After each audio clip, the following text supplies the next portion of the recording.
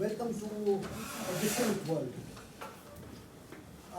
You heard that mathematicians create their own imaginary world and find out the laws and try to explain their world in their own way. Scientists live in the world that exists with you, and historians try to explore the world that is not accessible to you.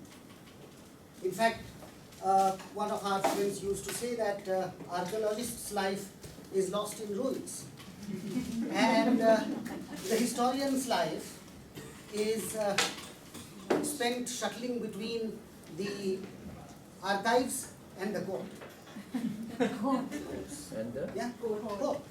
Anything that history says is very problematic, and anybody can sue that. Anybody can feel hurt about it because we are wearing our emotions on our sleeves, and anything can happen. Before I come to the historical inquiry thing, let me also state before you that what I am going to present before you is the perspective of history from the point of view of inquiry and from the point of view of a teacher who goes into the class. One of the things that has happened and that has brought about a major change in my own attitude is that the kind of history that is there in the textbook, even while dealing with those kind of textbook histories, when I go to my class now, I am not kind of weighed down by a expectation where teacher is all-knowing and actually hiding behind that kind of authority that emanates from the textbook. Whichever facts that are given, I am not audible. That is okay. So I want that to be there just for 4 minutes. After that, I will take that in my hand. So here, as an inquirer, it kind of is a freedom that I enjoy suddenly of not being. Firstly, I'm shorn of all those kind of pretensions that a general teacher or a historian would have, of knowing almost everything and kind of frightening you with whole lot of data that is not accessible to you, and what I'm trying to tell you, you will have to believe on the basis of my authority as being a practitioner in history or a science of history. They call it social science. Here in the inquiry mode, we are looking at history as a science, and there are no pretenses therefore to know all the ultimate facts that I have.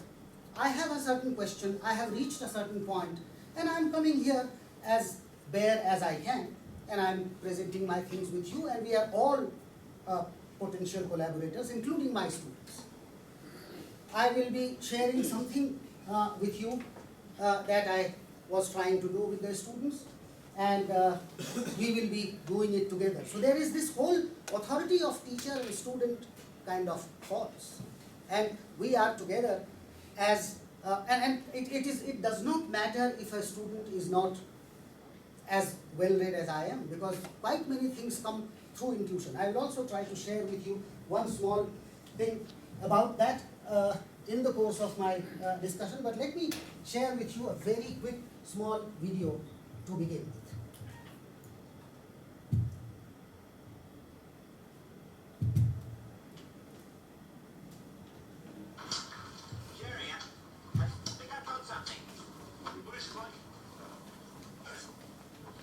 Need to increase the volume.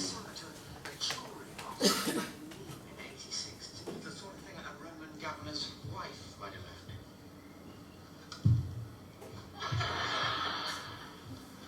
This is a videotape. This is incredible. This is the single most important archaeological discovery ever made. The Romans had video technology.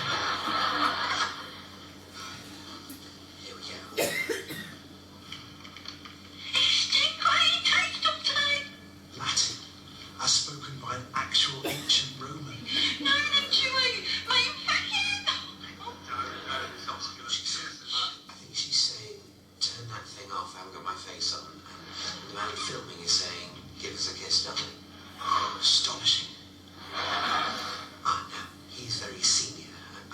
be a senator.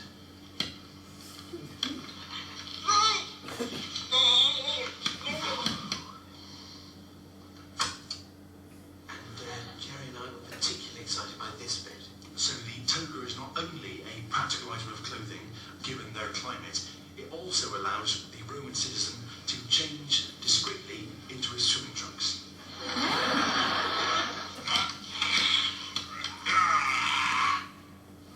Well, there we are. All 106 minutes of it. I have my problems with this. For instance, here, my research suggests that a centurion of this period would not have worn a scabbard of that length. Well, actually, a scabbard of exactly that length, dating from exactly this period, was found in Western Turkey. Well, congratulations, it's completely cleared up my reservations. Gentlemen, surely the big thing we all seem to be ignoring is... Cover of the tunics. Precisely. Hold on! Have you all gone mad? This is a videotape. Yes, an ancient Roman videotape. Well done, manager. The Romans didn't have videotapes. It's made of plastic. Plastic wasn't invented until the 1950s. I find it incredible that this has been allowed to get this far. I am genuinely ashamed to be part of this faculty. Of course, Simon's quite right. I should have realised it was too good to be true. And I seem very foolish to you all.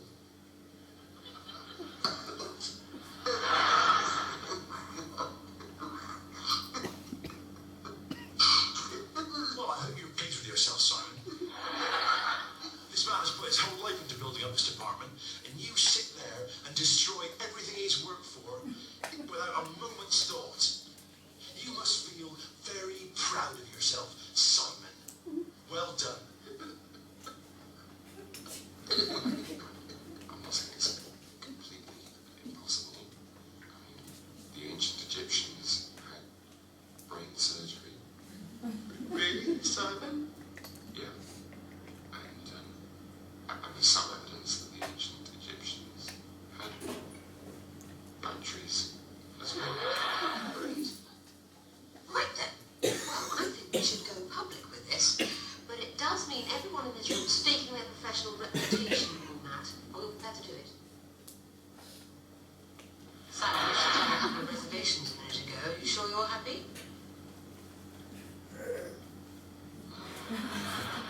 Yeah. Let's go for it.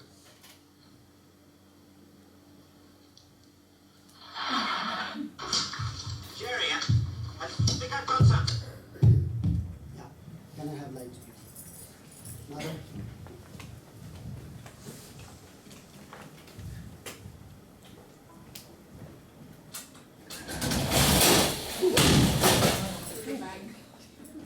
They haven't heard you until there. No. Oh, you leave it. It's okay, we'll ask them later. Sorry.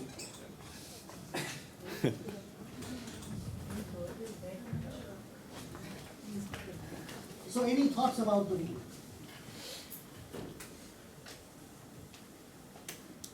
Till classical deduction.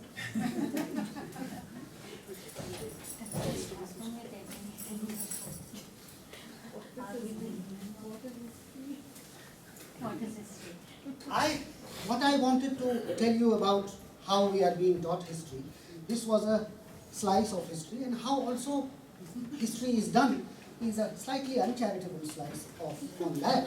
But this is something I want to stop about what is history that we are being taught. Let me ask you one simple question. Come away from the world of history and tell me that the universally accepted pedagogical principles are that you go from the known to unknown, that you go from near to far, and so on and so forth. You know, something that is handleable, that you can see, and then you go to something which is not accessible, which is abstract. Is there an agreement on that? I mean, that's the probably universally accepted principle of pedagogy. Then tell me one thing, and I have been wondering about it for a very long time now, is that why are we teaching ancient to class 6, medieval to class 7, and modern to class 8? Why do we begin with ancient? Why do we begin with tens of thousands of years ago, when in actuality it will be difficult for any one of us to actually construct a history to the period to which we belong? I was born in 1962, and if you ask me to explain to you the India of 1962, it will be hard. I will have to depend upon all kinds of different kinds of sources and reconstruct that. But it is still within my imagination. But think about the country in 1857. The stories that you hear and that we all have been fed with. Do you have any kind of an imagination of 160 years ago? And if that 160 years ago is too far, try to find out from our grandfather what he had to say. And his world is totally different than my world. Then how will student is expected to understand a world which was kind of a not even foreign land? It was so far away, so far distant. They don't even understand. I mean, I have seen including the evolution of human beings to be introduced in class 3, where they say that 10,000 years ago, humans started walking on 2 feet. They became bipedal or whatever. 10,000 or 1 million years ago, some kind of a figure is given where they have no conception of that time frame at all. And time frames could be very tricky, as I tried to explain to you, that even 50 years ago, even those time frames where we have been there, it is not possible for me to reconstruct the war between India and Pakistan in 71 that created Bangladesh. I can't actually tell you unless and until I have all kinds of sources in front of me. So, what are the abilities that we expect our students to gain when they are being fed with these whole series of things from Stone Age to the freedom struggle? I leave you with this question, but in one of the classes, when I was trying to teach them and when I was trying to tell them that we should try to grapple with the immediate kind of a past, the times that are accessible to us, suddenly I was puzzled with a question that was put up by a class 6 student to me. And the question was that the trolley, that suitcase with the wheel that has become ubiquitous, all of us would have carried one with us. He said that, sir, this has existed forever. It has always been there. Now, this is a question that I am presenting before you, and I am asking you to do this, thinking about it in 2 quick ways. A very short activity that I expect you to do. I allocate 2 minutes for individual thinking, no discussions with anybody. Write something point on your own, followed by 3 minutes of talking to your group, sharing your points with each other, and coming up with not more than 3 points that you think is most important argument that can be forwarded to engage with this kind of a question. It has existed forever. This is, in a way, steady state theory that somebody is presenting before you, and you have to say that no, it is not. Time begins now. 2 minutes for individual reflection. Write your points and then follow it by Yeah, so the argument for the conclusion that it didn't exist at some point in the past, right? Yes. Right. Yes. It came at some point. The wheel suitcase with a telescopic handle has existed forever. We have to come up with an argument that disproves it. If you think, if you are convinced. If you are also convinced that it has been forever, no problem. You come up with that argument also. Either way, I mean, the child said that in his idea, it has always existed. How do we deal with this question? How do we disprove this? What are the arguments? 2 minutes for individual thinking. Jayashri will be my time.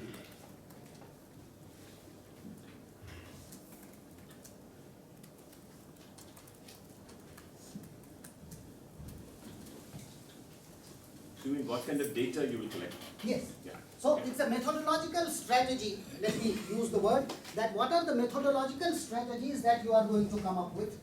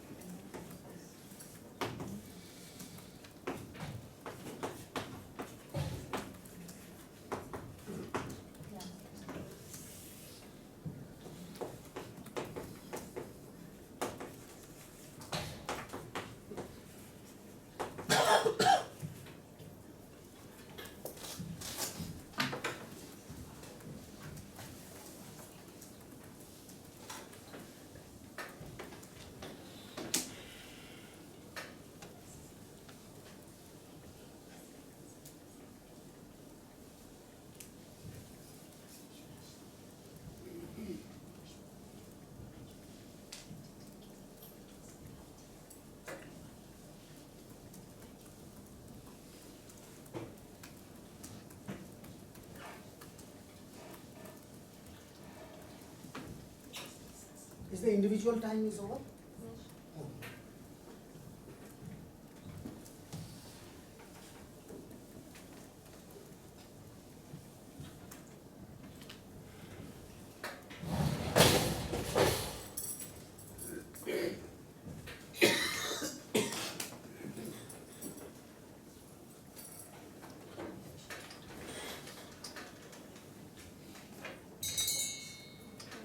Okay, now open for group discussion.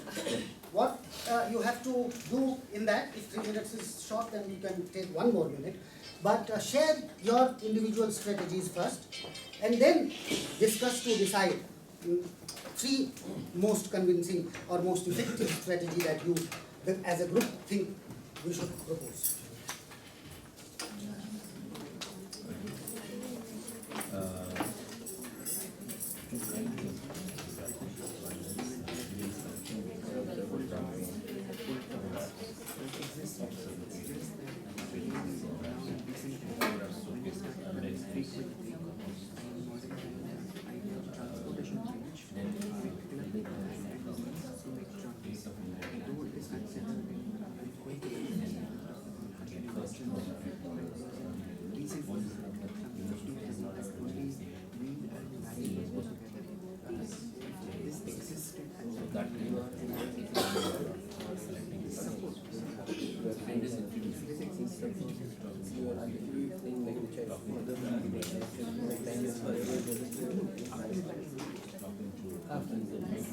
You said forever.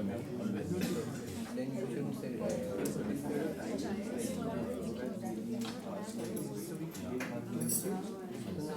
I don't think you will have to say as it is, not in parts. You have to say as it is, isn't it? So case as it is, or different parts of the system. Let's say yes, as it is. The trolley is as it is.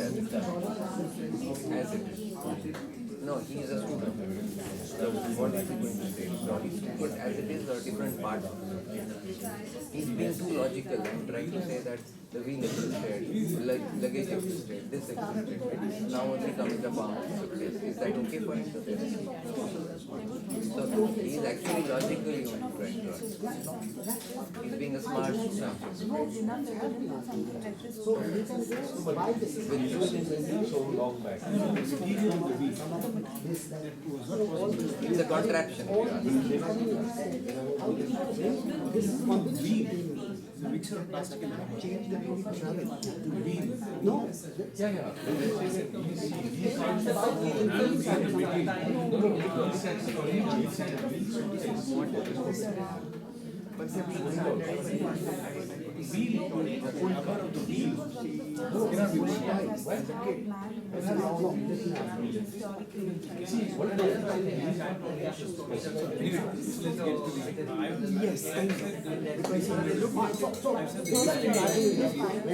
Okay. Is that? I think 1 more minute. Which is used for manufacturing but I'm looking at it broader. So that is what you are trying to say. I took it in a different sense. No. So my argument for that is that you said only at some point.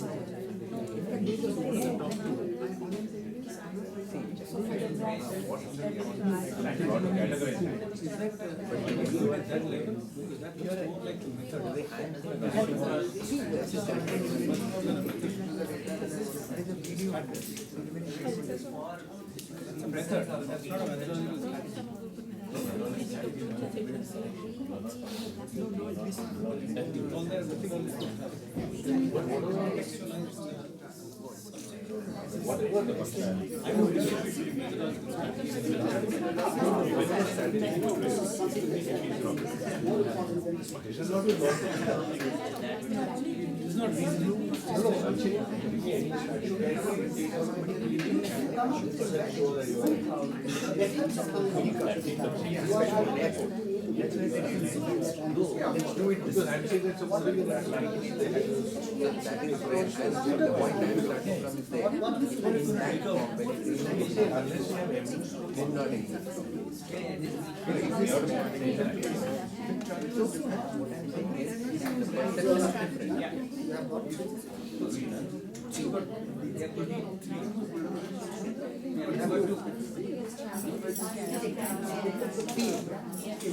No, we have Tribhanga Mudra, we have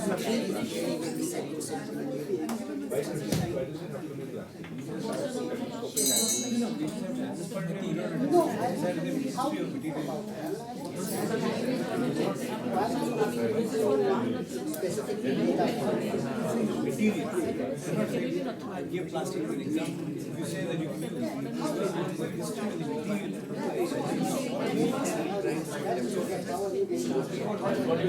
that's what you did. You know,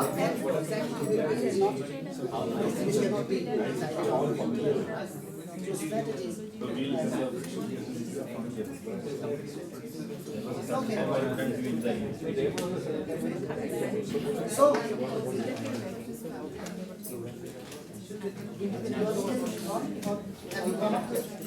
I want all of you to come up with 3 strategies, 3 ways in which you will go about it.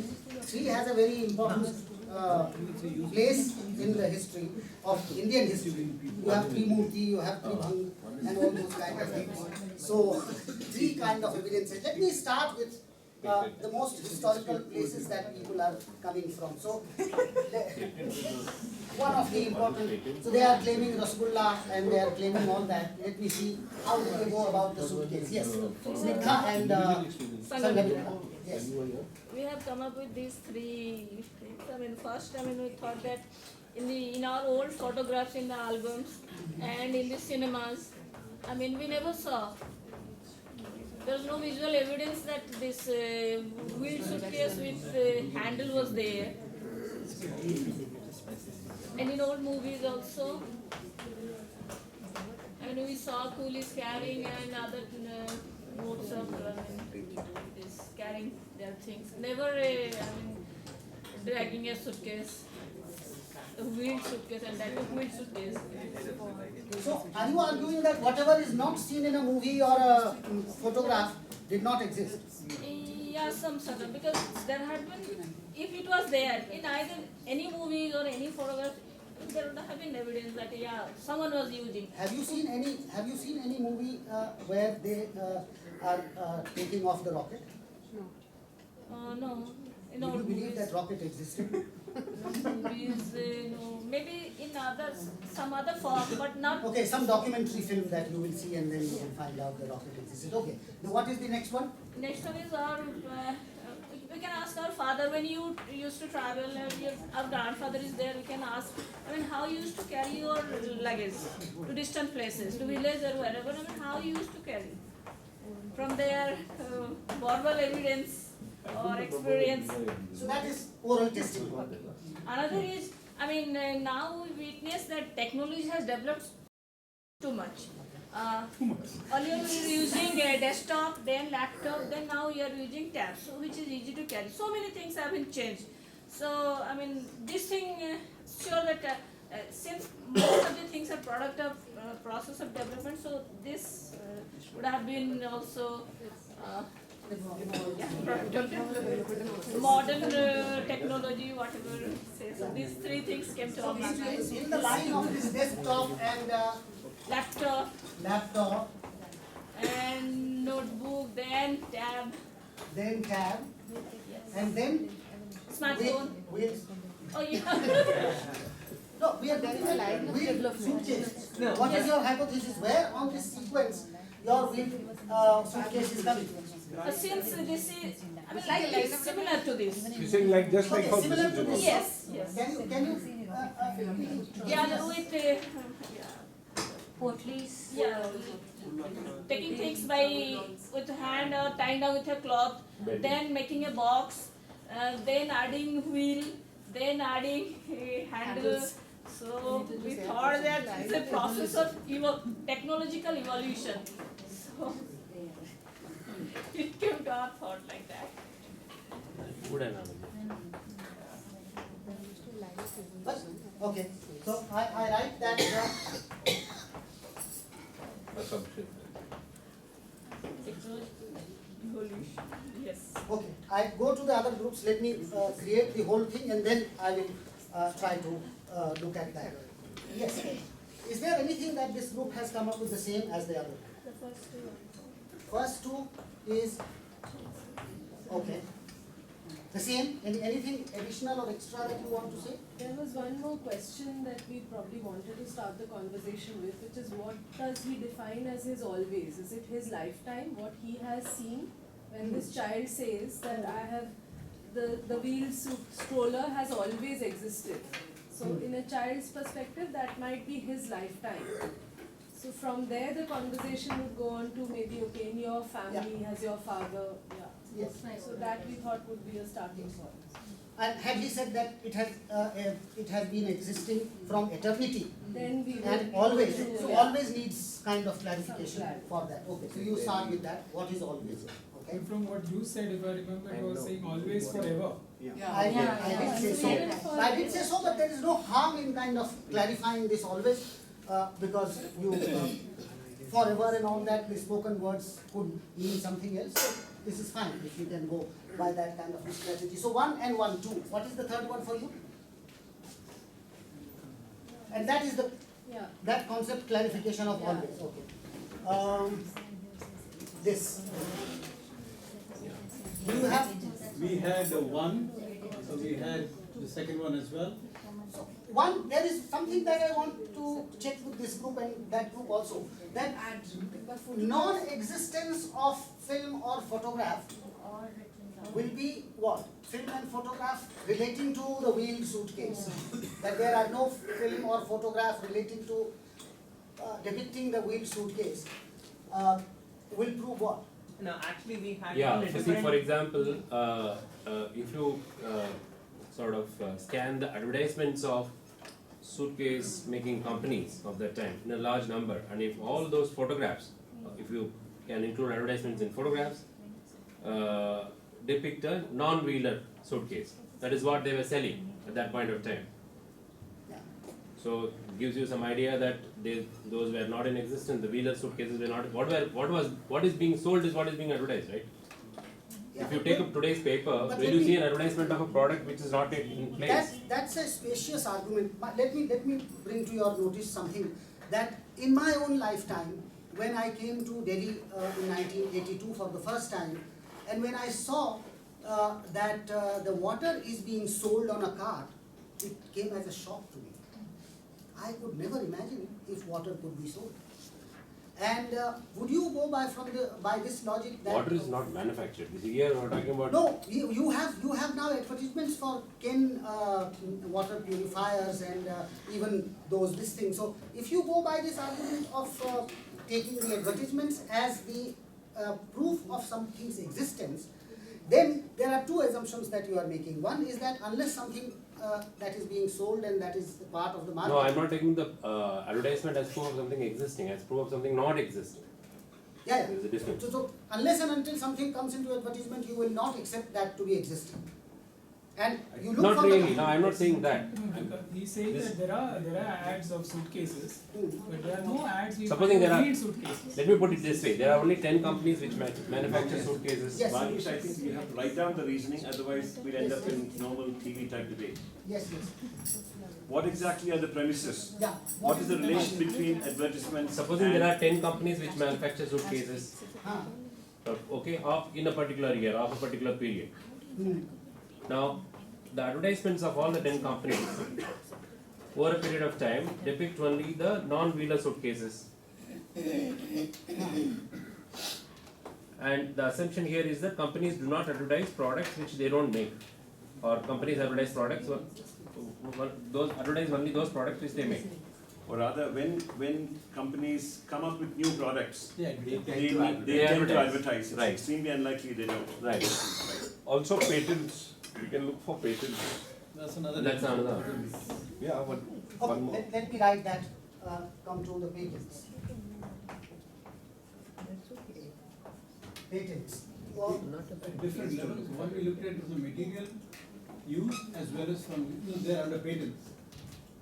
We looked at both the product as well as the material use.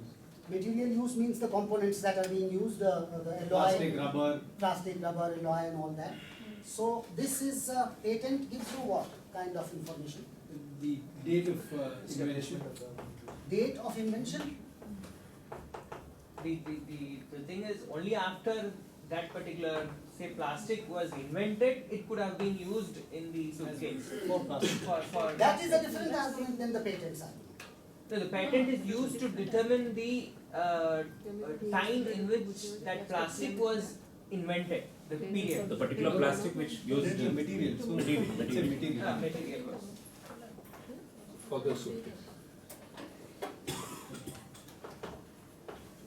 Okay. Let me, that is. We had one more, but it didn't make to the top three. You want to hear it? The history of places where luggage movements are highest, bus stations, airports, as well as railway stations. So we thought we might get some information From on. photos and, Yeah, that is in the second one, the oral testimony. yeah, Yeah, but oral test. that's one I thought we would No, this is, And history in terms of visual depictions or written materials or what? both.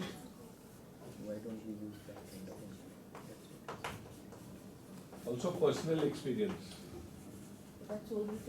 That is oral testimony. That we'll have to categorize this Yeah. into it. So So let this me can move be on to corroborated. this. No. Yes, Oral is different. you have said. So we could add into old photographs, we could also add documents, stories which existed. The stories can also tell you the way luggage was carried, literature. Old photographs can include the Literature. Also. Written literature.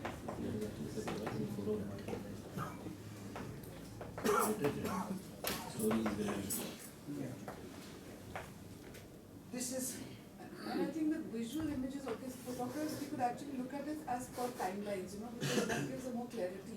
So we investigated it through two strategies maybe, to put it into a timeline process for the child to understand. Because if it's a grade 6 child, so now you're looking at the concept of what for him means always, what his timeline period is, that always is 100 or 40 or 20 and technically it will be something like a 10-year timeline period for him to investigate from. okay. So the sequence of that sequence that was being presented by Sanghamitra and them. This is the sequence of the evolution, sequence as evolution that she was trying to present. I didn't quite understand the sequence argument. No, I'm coming back okay. to those arguments once I have taken the last group, two groups that are left, yes. So we look at the use of the product No, versus you tell me Okay. in terms of this inventory, are you going to add something? Or you are going to, what are the three things that you have come up with? Yeah, so which is what? So we were looking at the concept of wheels versus the design of the product, because we were questioning like there's the use of the product and not the design of it as such. When the child said like this thing has been existed, like always been existed. So we consider the concept that he is being seeing that object as like any object which is used to carry luggage, which has always been in existence. So we're questioning the very fact where did wheels come into existence, and like his idea, like wheels always existed, or when was the time when wheels came into existence? So you are like them, you are breaking their components and you are trying to find out that when the wheel came into existence? Yes, we were questioning like where did wheel would only come into existence when we would have a level surface. If someone is climbing a mountain, you would never carry wheels with him. You never think of even using wheels, because then wheels would be an inconvenient option. So is your focus on the So what you are geography? essentially trying to say is that the wheeled suitcase could not have come up. At one point of time you see that there was a time when wheel was not there. Yeah. Yes. There was one particular time when wheel came into existence. Yeah. That is the argument that we have in front of us. And then this could have come only after the wheel has been invented. Yeah. So basically you are trying to constrain that it could have come only after the wheel, but you are still not, wheel came suppose 3000 BC.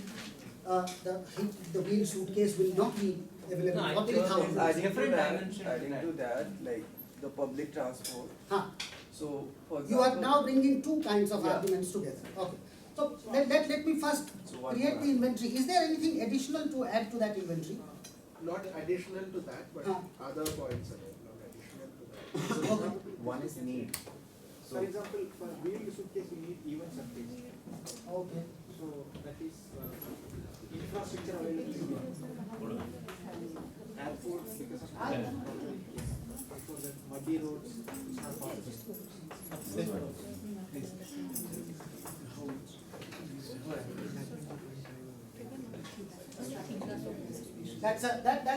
That comes into the part of the constraints or the prerequisites.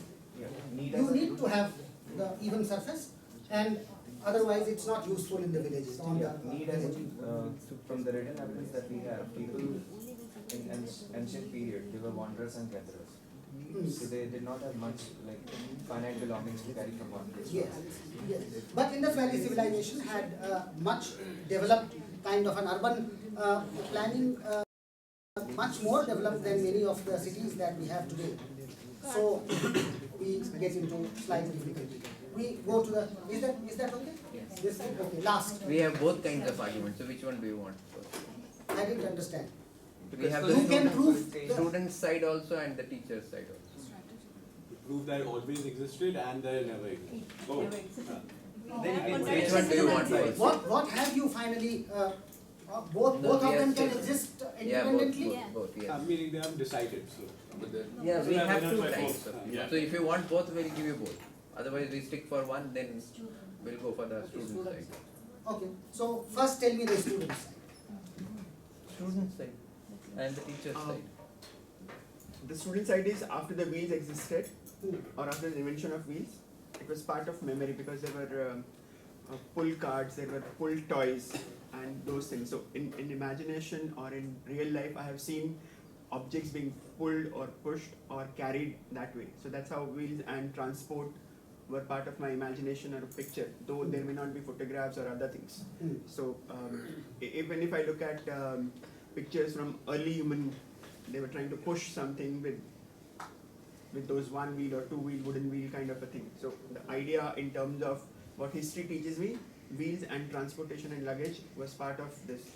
And the second part is maybe this mod. I didn't get this first part itself. So can you? In isolation, but not. See, all these things which make a trolley, that is the entire box kind of thing, the wheels, everything existed in isolation. But there was not a whole unit which could make a trolley. So that was what was there in the child's imagination, that we had wheels, we had boxes which carried luggage, but we did not have the trolley.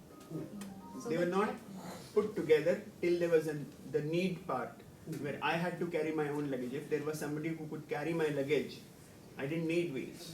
I don't know, I should ask you for why the child came up with the thing. But we're asking for what is the justification, now the rigorous justification you can give for one position over another. No, I think How what would you they come up say is it existed in individual parts always. Yes. But then, So what? But then the suitcase didn't exist. Then the suitcase may not have Right? existed, Right. but So this is the teacher's argument, not the student's argument. Then you're making it each other, you're not making. No, this Yeah. is the bright child saying, this is what I meant. Oh, you are reinterpreting what the child Yes, meant. this is the bright child saying, this is what I Okay. meant. Okay, all right. Suppose what the child said was the steady state theory. Everything that exists now existed indefinitely in past. There was no time when things that we see now didn't exist, including wheels and everything. So agriculture always existed, computers always existed. That's a steady state theory. What's the question is, that will be the null hypothesis. What's the argument against the null hypothesis? That is what I meant by the methodological strategy. Now, let me see that, is there anything additional to the inventory? Wheels, of course. Yeah. Only after wheels came. Only suitcase after would wheels have that came. come. Now let me try to put this inventory into two categories. What I want to say is that one is the oral testimony.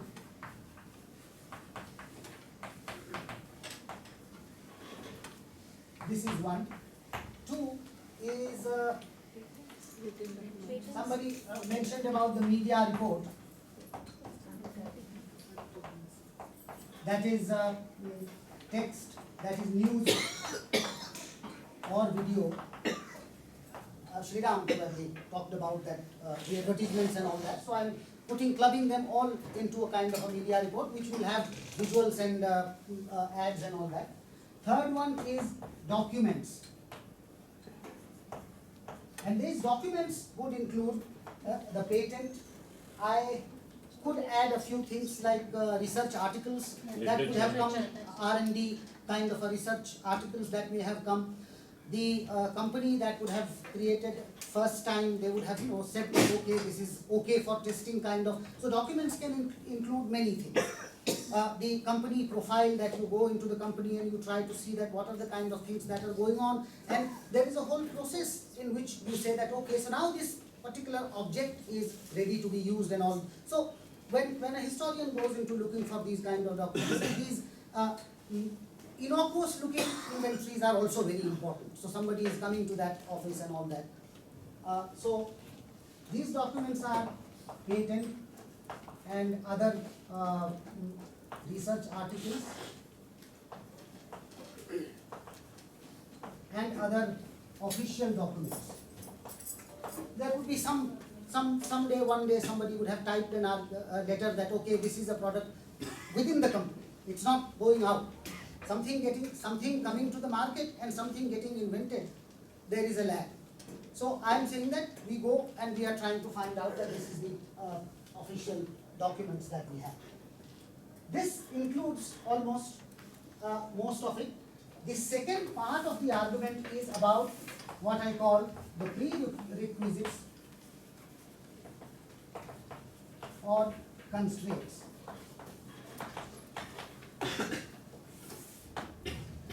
The points that I am going to take up today are two of them. One of them is taking the oral testimony. How do we look at the oral testimony? And what are the possibilities of biases? As a historian, I mean, you will have to, first of all, you have to prove, as Mohanan was telling. Let me begin with this prerequisite and constraints kind of a thing. If we are able to show by any chance that wheels did not exist before a certain time, and wheels through an independent source, that wheels came about only 3000 BC, and this we have no previous existence of wheels, we can say that this suitcase would have come only after 3000 BC. That is what is our argument. This is one argument that is covered. Second is that, as Vaidheesh pointed out, that the materials that are there, the alloy materials, or I don't know if the earliest of the wheeled suitcases use those alloyed materials, but plastic or the wheel and those kind of things will have to be seen. That plastic did not exist before 1855, say for example, I am giving some date. So it could not have come earlier than that. But what about wooden boxes? Yeah. So we could have taken that, did we have any existence of wooden boxes? So this argument then will have to be matched with other materials of which this thing would have been made. Third one is a very interesting and important this thing. So the third constraint is that public transport, I mean the even surface, that it is not useful on even without even surface. If it is not an even surface, we can't use this kind of thing. So that is, and thus you keep on coming closer and you are trying to fit into their area. And this is one of the arguments that can be presented to counter the steady state argument.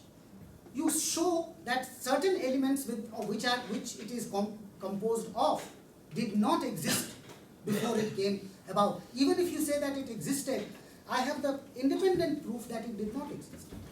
If you say that no, your proof is wrong, then one has to argue that no, this methodology is wrong. But I can prove this independently, that wheel did not exist, that plastic did not exist, the alloy material did not exist, and all those kinds of things. No, but even when you say plastic did not exist, that is only based on the evidences that we collected. Yeah, so you go into proving the plastic dates and the time when plastic would have come for the first time, when the plastic evidence is there. There is always a degree of uncertainty. There is always a degree. That is what I am coming to. I am trying to tell you that this is not, we are only constraining and coming to a smaller time frame. Now that is further kind of brought down by the, say for example, the patents that we are doing. I mean that is the, probably for a historian, will be a very important source. That Are we assuming 10 minutes. that the 10 minutes. wheel is made out of only plastic? Sorry? Are we assuming that the wheel is only made of plastic? No, in this suitcase it is plastic. In this suitcase, The steady state is. Now we are coming to the argument that this suitcase existed. The patent is for the whole contraption. It is not for wheel, or it is not for just the handle, the telescopic handle. It is now for the whole contraption. Now, does the patent give you the date? Patent only tells you, there is a gap between the acceptance of some kind of a patent and the origin of that. Patent is not the proof of the origin. To give you a telling example, and I have to hurry up because there is only 10 minutes and I want to do 3 quick things with that. So patent, America wanted the patent of turmeric and the use of turmeric. Had they got the patent, say for example in 2014, we wouldn't have been in a position to say that a particular use of turmeric arose only at that time. So patent will give you only some kind of a thing. Patent also, if you look at the history of inventions, then there are more than one people claiming one particular kind of an invention. Somebody goes to the patent, and patenting is a very different kind of a ball game altogether. And so we have to go further and try to go to the research articles that are there. Somebody would have written something on that. We go to the official documents and things like that. And what we are trying to do in this, we are looking at different kinds of sources. And the whole effort is the convergence of evidence that we are trying to do. There are different independent sources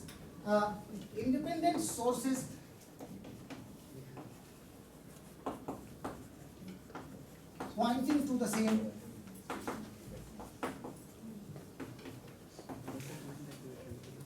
conclusions or argument, facts. So we are trying to do that. I want to quickly draw your attention in 5-6 minutes about the oral testimony, which is very, very effective tool to be used to teach historical inquiry to the students, because it is accessible to them. So when I did in my school, I got 2 kinds of, there were several projects that I was doing altogether. I give you example of 2. One student came where he said that his grandfather said that the trains did not exist till your father was born. Till the year your father was born.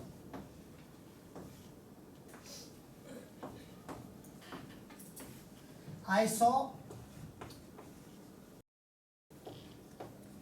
one train in my village that year. His father, I came to know that his father was born in 1968. So, this is grandfather 1 who says. Now 2, his grandfather 2 says that the wheeled suitcase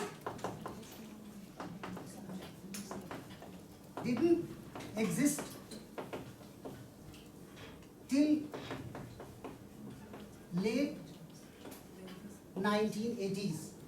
What he interestingly also points out that it came after the laptops had already come. This other grandfather says that the wheeled suitcase came after the laptops were invented, or laptops had already come in the market. What is the degree of certainty, or what are the possibilities of error that we see in these two arguments? Yes. So in the first one, I saw one train in the village that year. So only when, because he saw that, he assumes that that was the year it came into existence. Yes. So the statement that there are no trains, the trains did not exist till the year your father was born, that kind of a generalized statement suddenly gets under the doubt that whether he is making a generalized statement or he is making a personal statement that he had not seen it. So, and then you also have a prior knowledge or maybe prior evidence that trains existed earlier than that. So, this is not likely to be correct as a general statement, but as a personal statement, you have no way to doubt that. So, in that particular village, this could be true. The other one, but nevertheless, this still comes under the that is still alive. That evidence is there. The second evidence is this. What about second evidence? Just one quick take on the second evidence. The grandfather who says that the wheeled suitcase did not exist till late 80s, 1980s. He makes another statement that it came after the laptops came. He seems to have owned, or he seems to be familiar with the laptop even before he became familiar with the suitcase. Most. Well, yeah. So your intuition says that it is not possible, it doesn't seem possible to you that the wheeled suitcases would have come after the laptop came into being. Right. Okay. Now I add another example. So I wanted to find out who this grandfather is. And if I tell you that the grandfather 1 is a man who is in his 80s, who is a farmer, and who never came out of his village. Your doubt about this, that whether he is giving personal opinion, his own testimony, couched in a generalized statement, is basically his personal opinion. What about the second one? The grandfather 2, again in his 80s, I'll just, was a government servant, very high official government servant, is well-travelled man all over the world. And he says me this. What will be our argument? Will that impact the propensity of this being correct or not? Yes. And that intuition being, comes into the range of, our intuition comes into the range of doubt, and the probability of this evidence raises being correct. Yes? In both these cases, we need to distinguish between admissible data, as they do in the law court, yes, and the conclusion. The first grandfather, when he says they didn't come to exist, that's a conclusion. Yes. And that is not admissible. Yes. What he can say is, I did not see it. Yeah, the second part. Yeah, that is okay. The first part, Qualifies.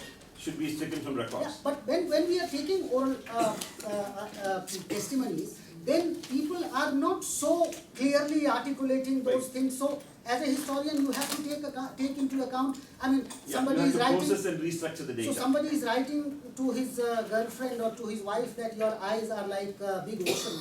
We are definitely knowing that we are dealing with the metaphor. That's what Sripanna was doing in that story, right? And the same thing we have to do with grandfather too. What he's saying is that, again, what did he see versus what did he conclude? Those are two different things. So this grandfather says, I can't see it.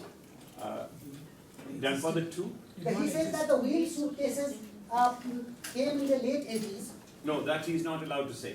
He can say, I did not see it. That's legitimate. He is making a statement like that. You can't tell him that how he should use it.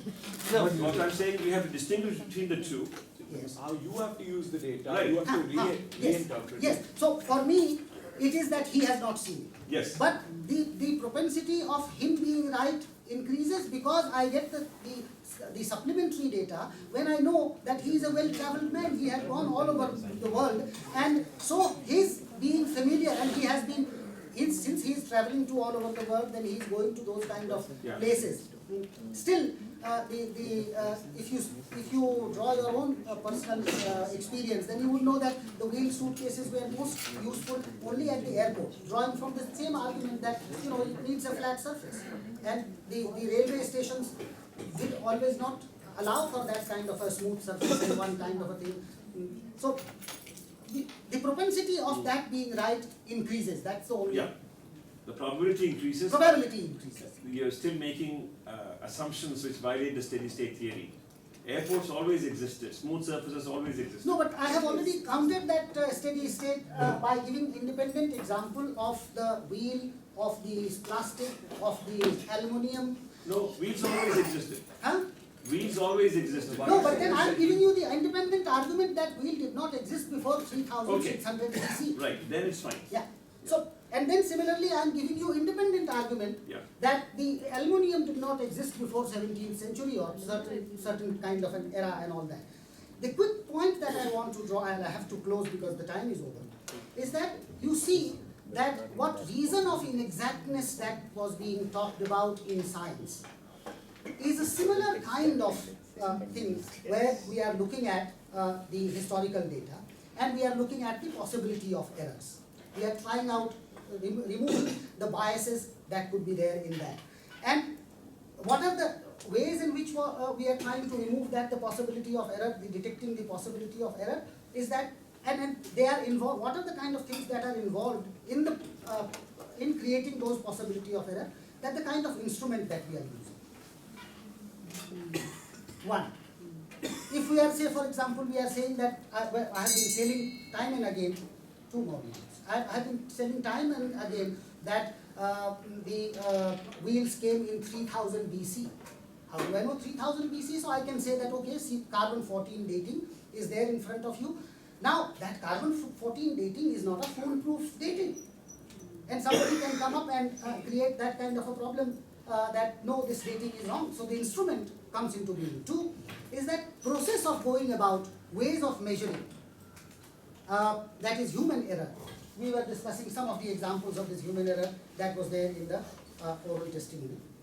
Then what you are measuring also matters. When I am looking at suitcase which is very near history, then probably it is possible for me to go for the dates.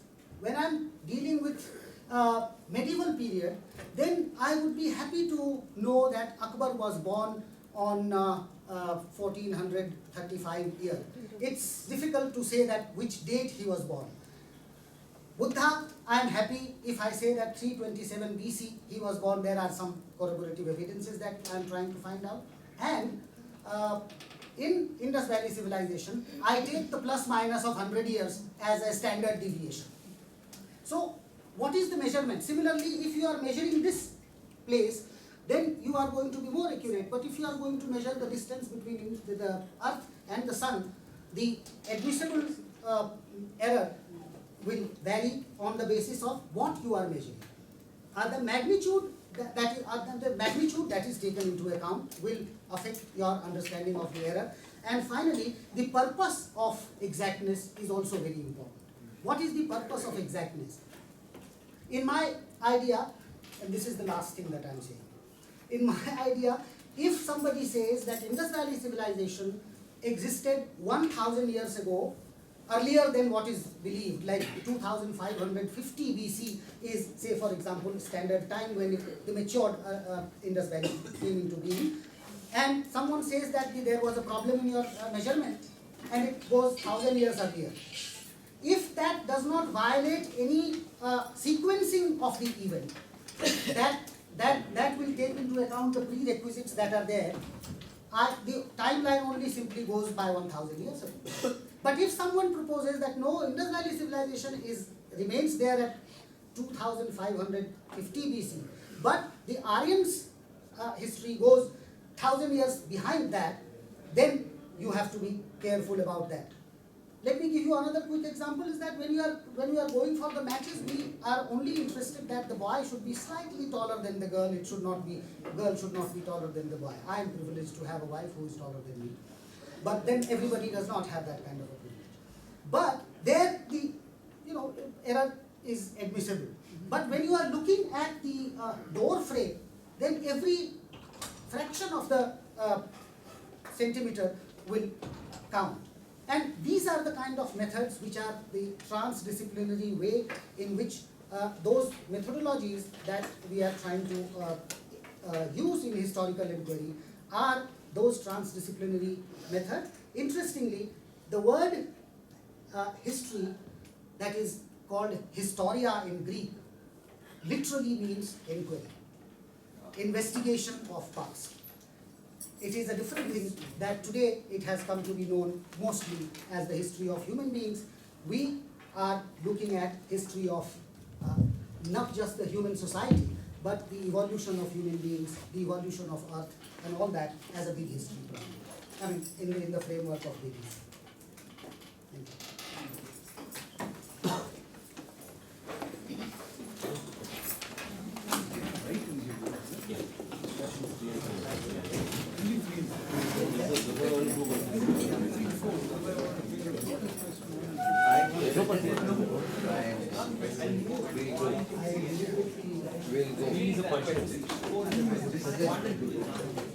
You don't need to comment on that. No, they're just asking. Then you will take them out. Before that, you will take them. No, they didn't mention this. Question 1 to 4. No, read one.